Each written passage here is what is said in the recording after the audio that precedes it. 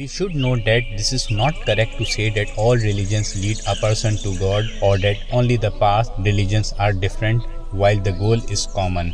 The reality is that truth is only one, falsities can be many, light can be only one continuous spectrum of unbroken radiance. Yes, light can be only one, darkness and its shadows can be many. True religion too is only one, it was always one from the very dawn of the time. And to believe in that one religion and only that religion is Islam. Religion never changes. It is only the internal laws that change with the times. And these laws were changed only through God's guidance sent through prophets. When mankind is one species, our Lord God is only one. Then the true path is also one. The Quran says, the religion from God is only Islam. Yet another question could come at your mind. Where is the proof that Prophet Muhammad is God's true prophet and also the last prophet? The answer is very simple. The first proof is God's own declaration that the Prophet Muhammad is his true and last prophet.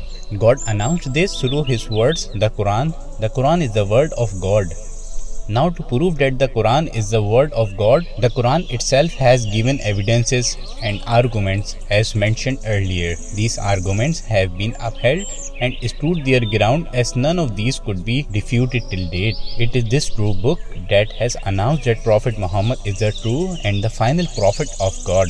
The second proof is the very person of Prophet Muhammad. Every moment of his life is on the record and exposed to the world. His entire life is but an open history book. No other man's life and times have been thus chronicled and rolled out before the world as Prophet Muhammad's life. His own sworn enemies and anti-Islamic historians too never alleged that he ever lied even in his private life about anything or anyone. His own countrymen swore to his honesty and integrity. How such a person who never lied in private life can lie in the matter of religion and God?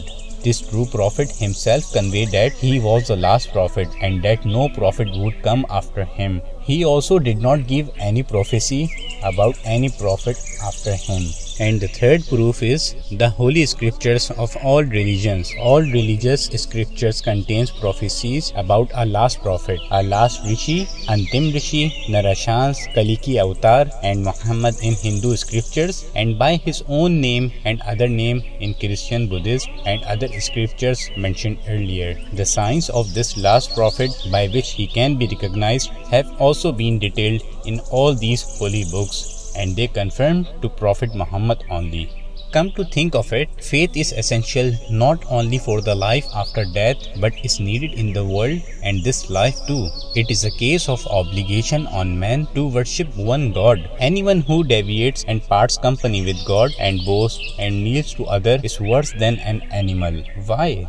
Even a dog lies faithfully only at his own master's door and builds all hopes on him alone. What a man is he who abandons his own true master and Lord and goes away right and left, here and there, at every other door. However, the hard fact is that the person needs faith more after death from where he will be never returned.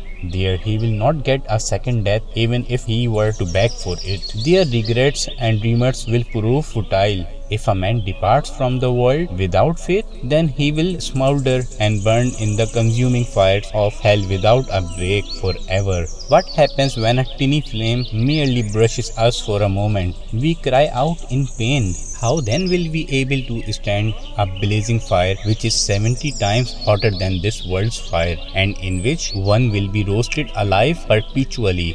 There when the skin will be burned to a cinder, a new skin will at once replace it to be burned and replaced again. This process will be repeated continually. Today we know the pain receptors are in the skin and skin feels maximum pain. The torment of burning will be uninterrupted.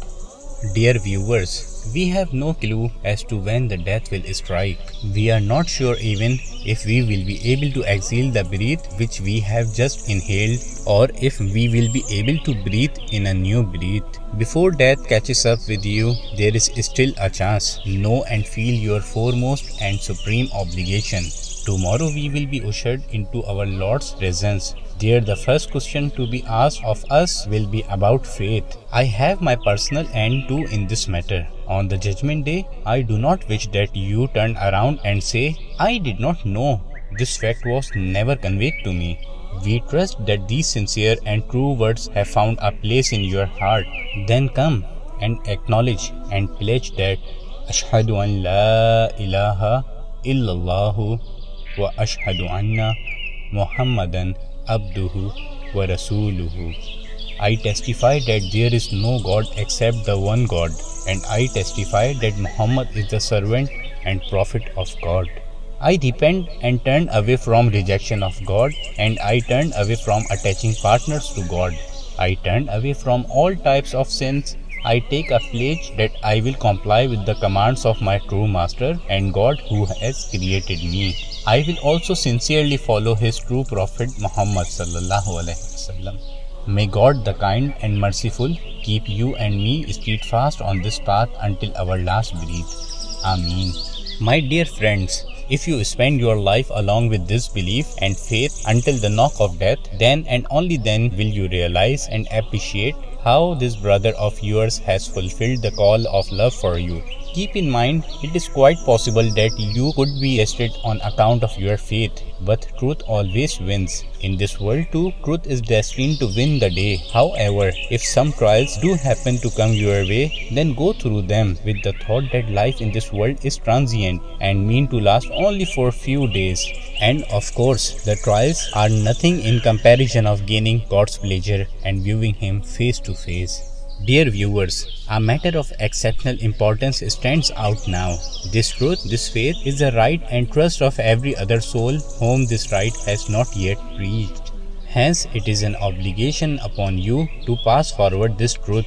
You need to do this with all sincerity, goodwill, and well-meaning sympathy, with the only end to save a brother or a sister from God's torment. Perform this labor of love with a deep sense of compassion. Hand over the truth to others just as the dear Prophet did.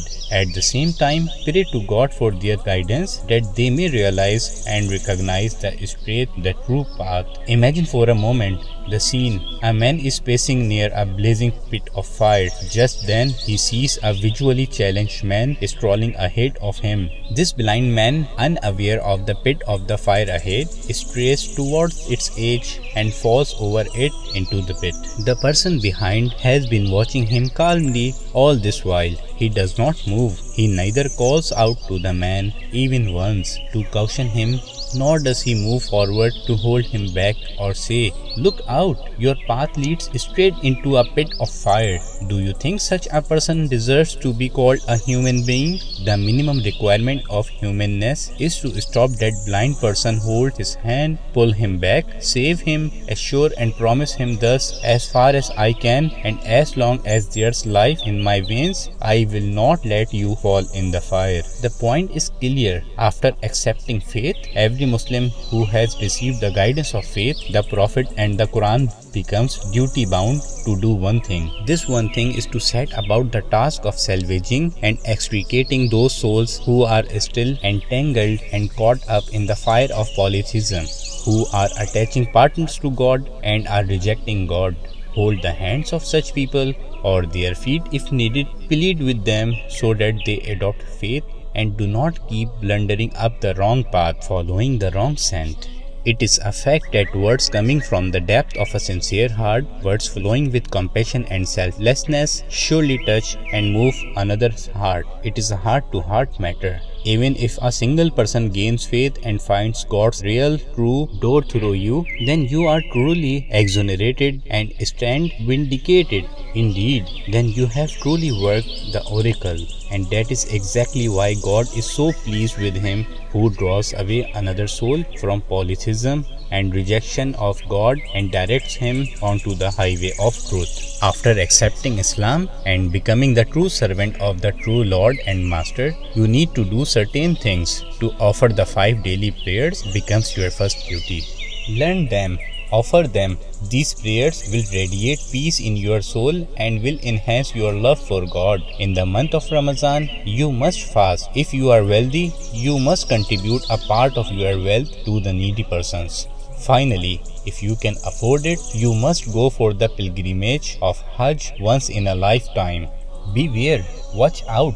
Now your head must not go before anyone except God.